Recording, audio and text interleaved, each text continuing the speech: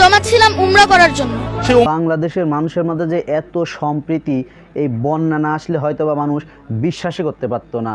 দেখে নিন এই ছোট দুইটা বাচ্চা, আরও অনেক বাচ্চা, কি পরিমাণ তাদের মাথার মধ্যে আল্লাহ ঢেলে দিছে যে তাদের হজের টাকা, তাদের সাইকেল কেনা 3 বছরের টাকা সম্পূর্ণ ব্যাংক নিয়ে আসি মানুষের মধ্যে দিয়ে দিছে। আসলে এই বন্যাটা হয়েই বাংলাদেশের মানুষ বুঝতে পেরেছে যে বাংলাদেশের মানুষের মধ্যে কি পরিমাণ সম্প্রীতিটা রয়েছে এই যুগেও। টাকা দিয়ে আমি জমিয়েছি সাইকেল কেনার জন্য। আসসালামু আলাইকুম, দিস ইজ ইয়াকুব। আপনাদের সামনে আজকে নতুন একটা ভিডিও নিয়ে আসলাম। তো ভিডিওদের মধ্যে আপনাদেরকে আজকে এটাই দেখাবো যে বাংলাদেশের মানুষের মধ্যে নিজের মধ্যে কী পরিমাণ সম্প্রীতি, নিজেদের মধ্যে কী পরিমাণ মহব্বত। এই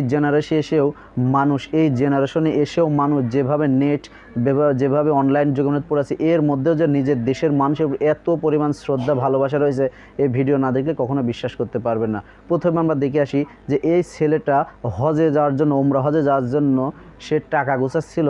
সো এই মানুষ, বাংলাদেশের বর্তমান মানুষের এই রকম একটা অবস্থার কারণে সে হজে যাওয়া বাদ দিয়ে দেখুন কি বলছে, এবং এই ব্যাপারে সে সব টাকা বানভাসী মানুষের জন্য দিয়ে দিচ্ছে, এবং এই ছেলেটা কি বলছে শুনুন একটাবার। উমরার টাকাটা তুমি এখানে দিলে জি, কারণ ও উমরা আল্লাহ যদি আমাকে তৌফিক দান করেন তাহলে আমি ইনশাল্লাহ আবার যেতে পারবো। কিন্তু ওই মানুষগুলোর যদি একবার মৃত্যু হয়ে যায়, কে যাবে জান্নাতে, কে যাবে জাহান্নামে, কে হচ্ছে যে কবরে আযাব পাবে, কে শান্তি পাবে, তা তো কেউ বলতে পারে না। আর একটা মানুষের প্রাণ অনেক ভ্যালুয়েবল জিনিস, তার জীবনটা চলে গেলে হয়তো তার পরিবারটাও শেষ হয়ে যেতে পারে।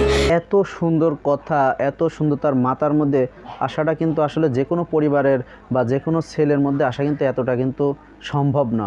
যে তার মাথার মধ্যে একটা জিনিস খেলছে যে মানুষগুলা যেন আগে বেঁচে যায়, কে জান্নাতে যাবে কে জাহান্নামে যাবে সেটা আল্লাহ পাকই ভালো জানে।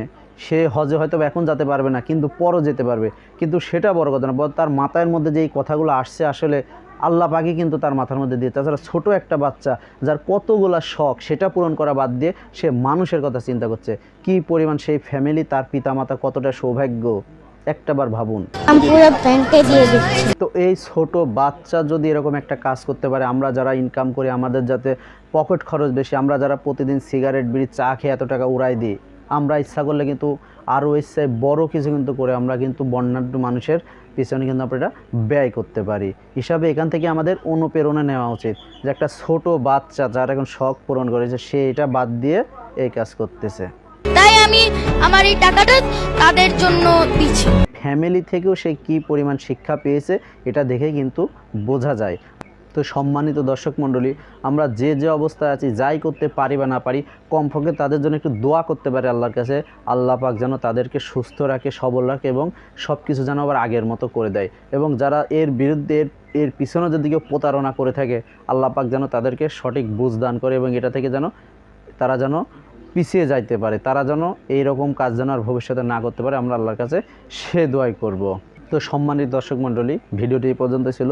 ভিডিওটি যদি ভালো লাগে থাকে অবশ্যই একটা লাইক করবেন, কমেন্ট করবেন কেমন হয়েছে, আর শেয়ার করে আপনার বন্ধুদের মধ্যে ছড়িয়ে দিবেন, যেন তারাও এটা দেখে একটু উপলব্ধি হতে পারে, তারাও যেন অনুপ্রেরণা পেতে পারে ছোট ছোট বাচ্চাদের এরকম দানের বিষয়টা নিয়ে।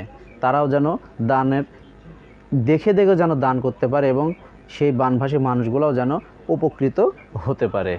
তো সবাইকে ধন্যবাদ। আসসালামু আলাইকুম।